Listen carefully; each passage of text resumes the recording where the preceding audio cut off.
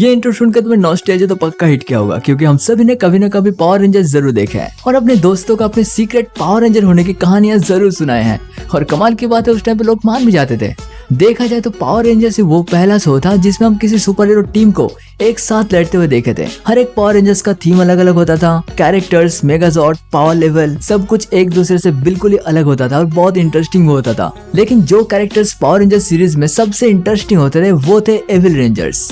Evil rangers पहले तो team में रहते हैं, लेकिन बाद में या तो कोई इनके माइंड कंट्रोल करने लगता है या फिर वो खुद ही बुराई के रास्ते में चल देते हैं। तो इसलिए आज की इस वीडियो में हम सारे पावर रेंजर्स में से सबसे बेस्ट टॉप 10 एविल रेंजर्स को रैंक करने वाले हैं। और ये रैंक हम इस बेसिस पे करेंगे कि कौन से एविल रेंजर्स हमारे पावर रेंजर्स को सबसे ज्यादा डैमेज किए हैं। तो वीडियो स्टार्ट करने से पहले एक बढ़िया अनाउंसमेंट, आज से स्टार्ट हो रहा है पावर रेंजर वीक। इस संडे से लेकर अगले संडे तक, यानी कि टोटल 8 दिन पावर रेंजर से रिलेटेड वीडियोस आएगा, जिसमें 2 लॉन्ग वीडियो 2 संडे को, जैसे कि आज एक आ गया और अगला आएगा अगले संडे, और इसके बीच में 5 शॉर्ट वीडियो। और ऐसे ही अभी कंटेंट वीक स्टार्ट हो रहा है और ऐसा ही सेम नेक्स्ट वीक भी होगा, जहाँ पे किसी और कार्टून या एनिमे पे मैं 8 वीडियोस लगातार लाऊंगा। और ऐसा ही वीकली चैलेंज अभी चलता रहेगा। बाकी बीच बीच में वीडियोस तो आता रहेगा, जैसे कि सिंचन का मूवी आ रहा है उसका रिव्यू मैं जरूर करूंगा। तो इस वीकली कंटेंट चैलेंज को सपोर्ट जरूर करना, इसमें काफी मेहनत लग रहा है और होप सो इससे चैनल थोड़ा सा रिवाइव हो जाए। अच्छा।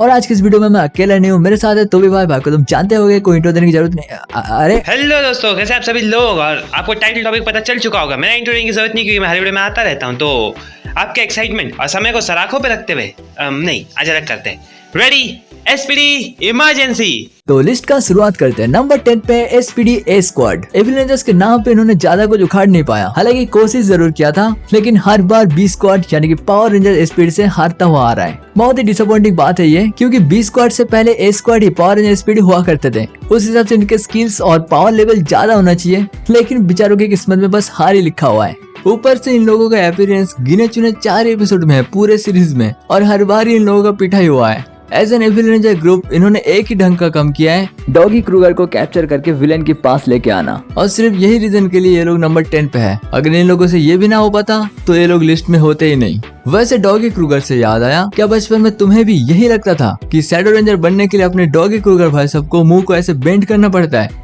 तो कमेंट करके यस लिखना। नंबर 9 हंटर और Blake from Power Ranger Ninja Storm. तो निंजा स्टॉर्म के ये दोनों रेंजर्स जो है थंडर रेंजर्स का पार्ट थे, और ये शुरू में एज अ विलन इंट्रोड्यूस हुए थे, जिसके बाद ये लोग हीरो बन गए थे। अब ये लिस्ट में इतना नीचे इसीलिए आते क्योंकि इनका विलन आर्क बिल्कुल भी सही नहीं था। ठीक है, ये लोग विलन बने, फिर 2-3 एपिसोड बाद इनका सब क्लियर हो गया, सही हो गया, फिर बाद में वापस विलन बन गए, और वो वाला ज़्यादा अच्छा था। तो इसलिए भाई ऊपर से इन्हें ज़्यादा कुछ उखाड़ा भी नहीं है। हालांकि इन्हें रेंजर्स को परेशान किया था उनके जॉर्ड्स और डेटा वगैरह चुरा के, बट ज़्यादा अचीव किया नहीं इन लोगों ने, तो इसलिए लिस्ट में इतना नीचे आते हैं। नंबर 8 पे है Black Lion Ranger from Power Ranger Jungle Fury. वैसे तो इस कैरेक्टर को तुम डायसी के नाम पे जानते होगे, लेकिन डायसी के कब्जे में आने से पहले ये एक नॉर्मल इंसान था और इसका नाम था जेरेड, और ये पाइजो का सबसे स्ट्रॉन्गेस्ट स्टूडेंट था। पावर रेंजर बनने के लिए सबसे पहले इसे ही चुना गया था, और अगर ये बनता तो गोल्डन लायन रेंजर बनता। लेकिन बहुत ज्यादा गुस्सा और घमंड के कारण इसको पावर रेंजर प्रोग्राम से भगा दिया जाता है, और तब ये आता है डायसी के कंट्रोल में। डायसी की पावर मिलने के बाद ये बनता है ब्लैक लायन रेंजर, और सीरीज के 99% टाइम तक ये अनडिफीटेड था। अगर ये सीरीज के एंड तक ऐसे रहता यानी विलेन रहता तो डेफिनेटली ये लिस्ट में और भी आगे जा सकता था। लेकिन एंड के एपिसोड्स में अपने रेड टाइगर रेंजर केसी जेरेड को डायसी के चुंगल से छुड़ा के लेके आता है, और उसके बाद जेरेड ठान लेता है कि वो एक अच्छा कैरेक्टर बनेगा, और फाइनल एपिसोड में वो डायसी से लड़ता भी है, और जीतने की बाद एज ए पाइसो मास्टर ज्वाइन करता है। इसी 8 नंबर पे हम जेरेड के साथ साथ कमिल को भी रख सकते हैं, क्योंकि उसकी भी स्टोरी सेम ही है। जब तक वो विलेन की टीम में थी काफी अच्छा टक्कर दिया था अपने पावर रेंजर्स को, बाद में वो भी ग्रीन कमिलियन रेंजर बनती है और डायसी को हराने में मदद करती है। तो ये दोनों ही नंबर 8 डिजर्व करते हैं। Lunar Wolf Ranger from Power Ranger Wild Force. तो वाइल्ड फोर्स सीरीज का ये 6th रेंजर था, जो कि स्टार्टिंग में एज अ विलन इंट्रोड्यूस किया गया था और बाद में हीरो बन गया था।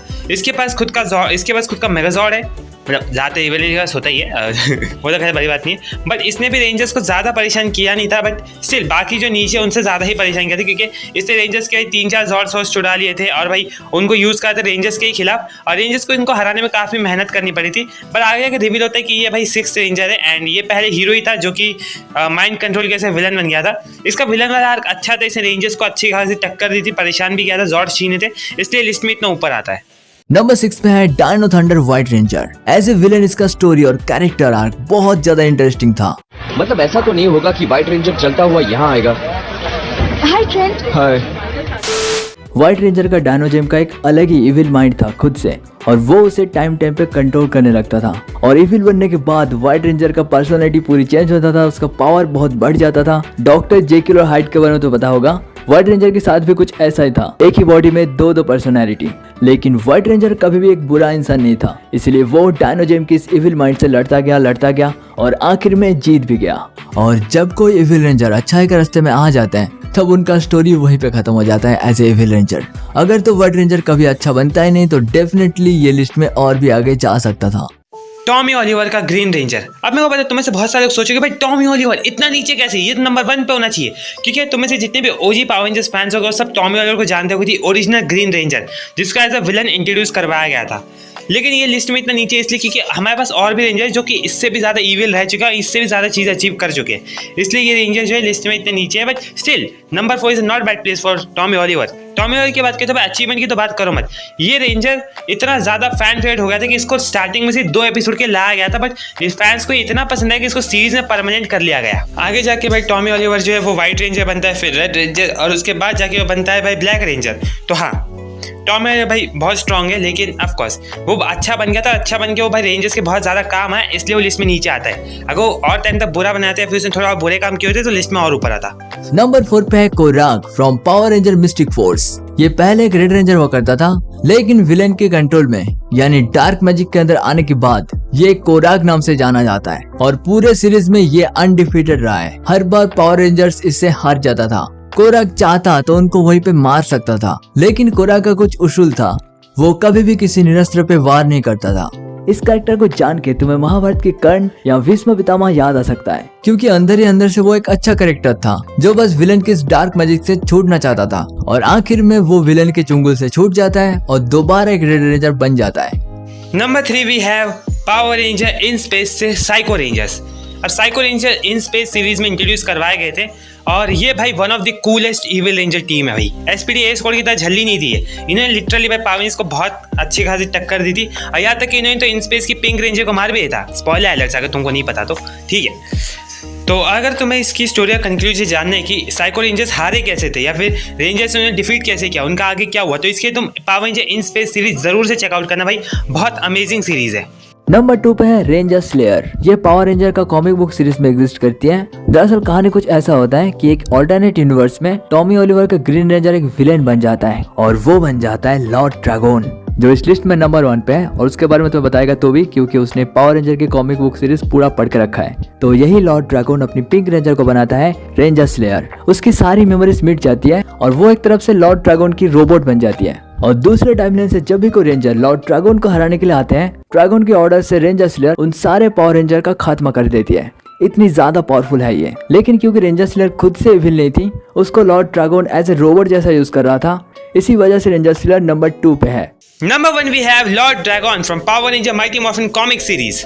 तो guys Power Rangers Mighty Morphin के कॉमिक्स में जब टॉमी ओलिवर जो है वो हीरो नहीं बन के विलन बन गया था, उसकी स्टोरी है, और वो बनता है लॉर्ड ड्रैगन। तो लॉर्ड ड्रैगन जो इतना ज़्यादा पावरफुल है कि भाई उसने मल्टीवर्स के कई सारे रेंजर्स को डिफीट कर रखा है। यहाँ तक कि भाई जब वो पहली बार ये माइटी मॉर्फिन रेंजर से फाइट करता है बुरा बनने के बाद, ठीक है, तो फिर वो जो जेसन को जान से मारा था जो कि रेड रेंजर था, और उसकी वाइट पावर्स को एब्जॉर्ब करके वाइट डायनो रेंजर बन जाता है, जिसके बाद भाई वो जो है जॉर्डन को मार देता है, टाइगर सॉर्ड को डिस्ट्रॉय कर देता है, और भाई पिंक रेंजर को अपने कब्जे में रहता है, जैसे कि भाई ने बताया, ठीक है।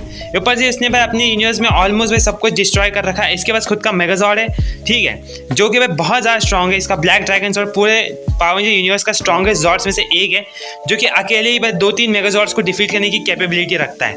ऊपर से इसने लास्ट मोमेंट पे भाई जो हमारे प्राइम वाले टॉमी ओलिवर को मार दिया था, और भाई इसने प्राइम वाले रेंजर्स को भी काफ़ी परेशान किया था। तो हाँ भाई, इसमें कोई शक नहीं कि लॉर्ड ड्रैगन सबसे पावरफुल इविल रेंजर है, और सही में भाई अगर लाइव एक्शन में आ गया ना भाई मज़ा आ जाएगा।